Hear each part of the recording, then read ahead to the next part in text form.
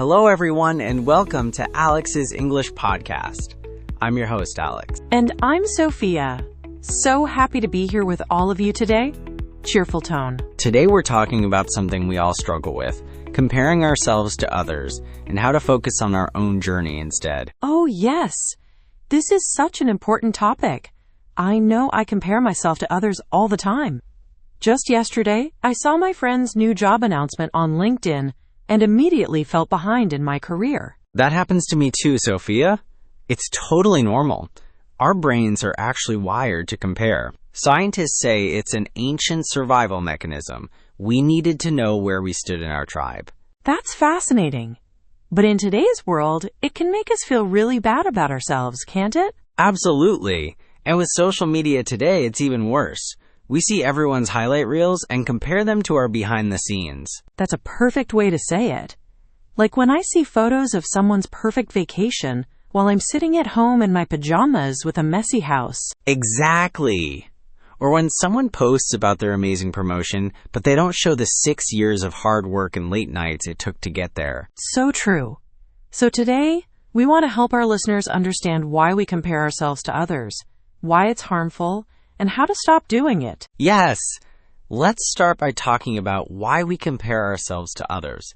Sophia, why do you think people do this? Well, I think it's partly because we want to know how we're doing in life.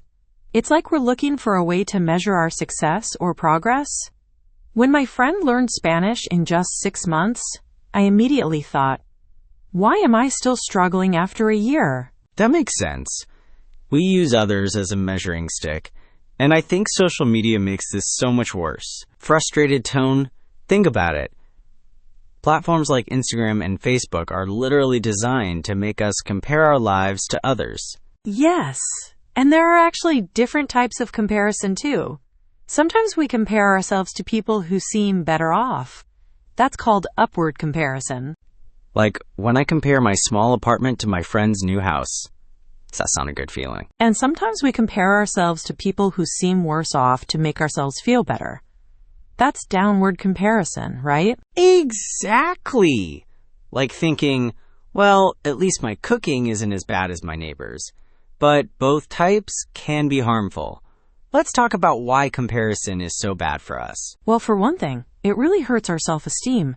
When I compare myself to others, I often feel like I'm not good enough. I remember watching a dance performance once and thinking, I'll never be that good. Why should I even try? That's so true.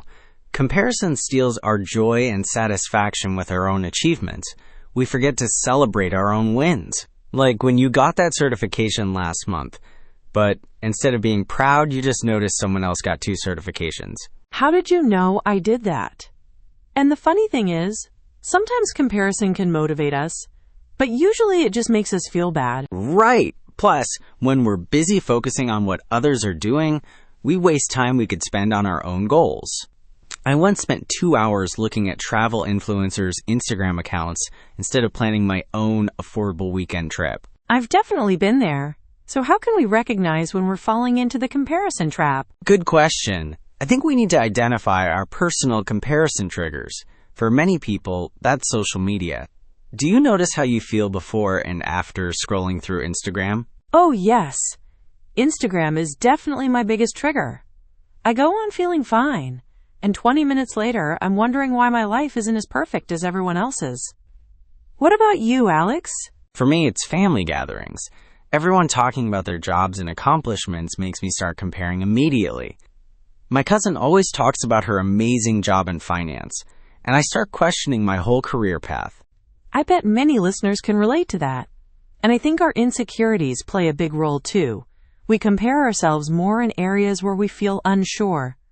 Like, I never compare my cooking to others because I'm confident in that area, but I always compare my English speaking skills. That's so insightful, Sophia. I have an idea for our listeners. Try tracking your comparison thoughts for a week. Write down when you compare yourself to others and how it makes you feel. You might notice patterns you weren't aware of before. That's a great exercise. I did something similar last year and was shocked to discover I compared myself to others over 30 times a day. Surprise tone. Wow, That's eye-opening. Now, let's talk about some practical strategies to break free from comparison. What's your top tip, Alex? My number one tip is to try a social media detox.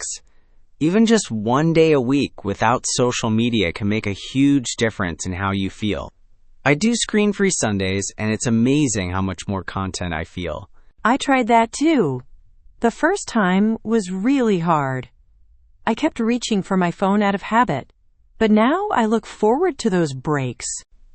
What's your top strategy, Sophia? Mine is practicing gratitude. Every morning I write down 3 things I'm thankful for in my life. Like today, I wrote that I'm grateful for this podcast, my comfortable home, and the delicious breakfast I had. That's beautiful, Sophia. When we focus on what we have instead of what we don't have, we feel much happier. I started keeping a gratitude journal last month, and I've noticed I compare myself to others much less now. Another important strategy is to set your own personal metrics for success. What does success mean to you, not to everyone else? For me, success used to mean having a certain job title, but now it's about whether I'm learning and growing each day. Yes, and I think we need to reframe how we think about success. Success isn't just about money or fame. It's about living according to your values. My friend makes less money than I do, but he has time to volunteer for causes he cares about. In many ways, he's more successful than I am. That leads perfectly into our next section. How can we define our own authentic journey? Well, first we need to get clear on our personal values and priorities. What really matters to us, not what society says should matter. I sat down and made a list of my top 5 values: creativity, connection, learning, health, and contribution. That's a wonderful exercise. Listeners, you might want to pause right now and think about your top values. What truly matters to you? And then we can create meaningful goals that align with those values. Curious one of your personal values, Sophia, and how do you set goals around it? For me, family is a core value, so I measure my success by the quality time I spend with my loved ones, not by comparing my house or car to others. My goal this year is to have dinner with my parents every week, not to buy a bigger apartment like my friends are doing. That's wonderful. For me, creativity is a core value, so I measure my success by how much I'm expressing myself creatively, not by comparing my work to others. Yesterday, I wrote a short story that nobody might ever read, but I felt so fulfilled. That's exactly the right approach. Another important point is to focus on the process, not just the outcome. Enjoy the journey. Like with language learning, it's not just about reaching fluency, but enjoying all the movies you can understand and conversations you can have along the way. And don't forget to celebrate your personal growth. Even small steps forward deserve recognition. Last week, I finally understood a joke in English without having it explained. That's huge progress for me. That is huge. I still remember my first dream in English. I was so proud. Now, let's talk about building supportive relationships that help us avoid comparison. This is so important. We need to find what I call our comparison-free zone people, friends who lift us up rather than making us feel competitive. My friend Jamie never makes me feel bad about where I am in life. She just celebrates every step forward with me. And sometimes we need to set boundaries with people who trigger comparison or make us feel bad about ourselves. I had to mute a former classmate on Instagram because her posts always made me feel inadequate. Absolutely. It's not being mean, it's self-care. Accountability partnerships can be really helpful too, having someone to check in with about your goals. My brother and I text each other our small wins every Friday. No comparison, just celebration. I love that idea. I found that connecting with communities where people support each other rather than compete makes a huge difference. My online book club is like that. Everyone reads at their own pace, and there's no judgment. That's why I love our podcast community. Everyone here is so supportive. I see listeners helping each other learn English without making anyone feel bad about mistakes. They really are amazing.